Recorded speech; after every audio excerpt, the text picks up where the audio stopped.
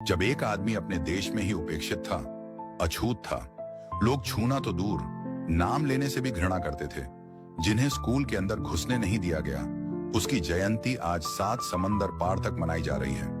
ये सिर्फ एक व्यक्ति की सालगिरह नहीं, ये है इंसानियत, समानता और संघर्ष की जीत का उत्सव। जानिए कैसे बाबा साहब भीमराव अंबेडकर की जयंती आज दुनिया के कोने कोने में एक रोशनी की तरह फैल रही है। आज हम बात करेंगे कि भारत के अलावा और वो कौन कौन से देश हैं जहां 14 अप्रैल को बाबा साहब की जयंती मनाई जाती है। अगर इस वीडियो को आप पूरा नहीं देख सकते तो इसे यही छोड़ दीजिए, क्योंकि ये वीडियो बाबा साहब को अपना हीरो मानने वाले साथियों के लिए है।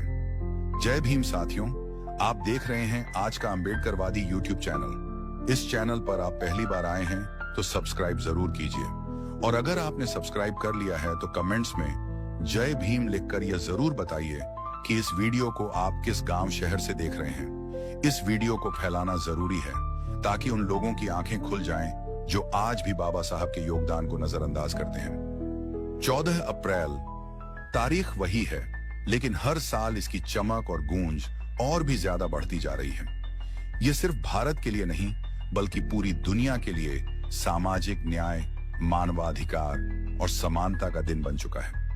भारत की बात करें तो ये दिन किसी त्योहार से कम नहीं होता। हर राज्य, हर गली, हर चौराहे पर बाबा साहब की प्रतिमा को फूलों से सजाया जाता है। स्कूलों में भाषण होते हैं, जुलूस निकलते हैं और संविधान की शपथें ली जाती हैं। लेकिन इस बार 2025 में ये उत्सव सिर्फ यही नहीं रुकेगा।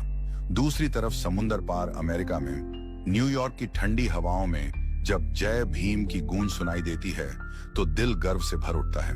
वहां अब इसे अंबेडकर इक्विटी डे के नाम से मान्यता मिल चुकी है। कोलोराडो में लोग बाबा साहब के चित्रों के साथ रैली निकालते हैं, जहां लोग अलग अलग रंग, नस्ल और पृष्ठभूमि से आकर एक ही आवाज में कहते हैं, सबके लिए समानता। लंदन की टेम्स नदी किनारे, बर्मिंघम और लंदन के सभागारों में भारतीय मूल के लोग जमा होते हैं। उनकी आंखों में गर्व होता है और हाथों में संविधान। बच्चे भाषण देते हैं और बाबा साहब के विचारों पर चर्चा होती है। कनाडा के टोरंटो में बर्फीले मौसम में भी गर्मजोशी से मनाया जाता है डॉक्टर BR अंबेडकर दिन समानता। वहां के विधायक भी इस दिन को खास महत्व देते हैं और भारतीय समुदाय के साथ कंधे से कंधा मिलाकर समारोह में भाग लेते हैं। ऑस्ट्रेलिया और न्यूजीलैंड, मेलबर्न और सिडनी की सड़कों पर जब झंडे लहराते हैं तो लगता है जैसे बाबा साहब का सपना वाकई पूरी दुनिया में गूंज रहा है।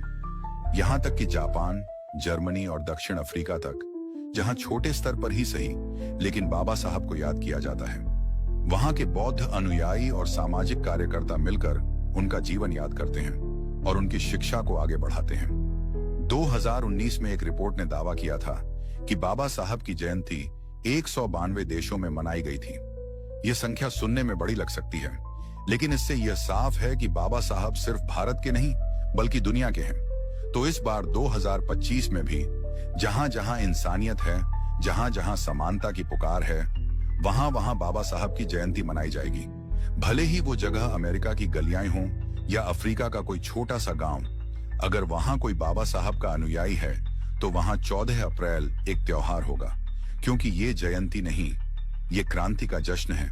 और याद रखिए, अगर आज आप खुलकर सांस ले पा रहे हैं, स्कूल में पढ़ पा रहे हैं, अपने हक की बात कर पा रहे हैं, तो वो इसलिए क्योंकि किसी ने कभी आपके लिए रातें जागकर संविधान लिखा था। किसी ने जाति, छुआछूत और भेदभाव की जंजीरें तोड़ने की कीमत अपने आंसुओं और खून से चुकाई थी। वो थे भीमराव अंबेडकर। अब बारी हमारी है। शिक्षा हमारी ढाल है, विचार हमारी तलवार और मिशन हमारा है न्याय, समानता और आत्मसम्मान। अगर आप भी इस क्रांति का हिस्सा बनना चाहते हैं, अगर आपके दिल में भी बाबा साहब के लिए वही आग है, तो इस मिशन में हमारे साथ जुड़िए। इस चैनल को सब्सक्राइब करें, वीडियो को शेयर करें और मिलकर आवाज बने उस भारत की जिसका सपना बाबा साहब ने देखा था। क्योंकि लड़ाई अभी बाकी है, क्रांति अभी जिंदा है और इतिहास फिर से लिखा जाएगा आपके साथ। जय भीम, जय भारत।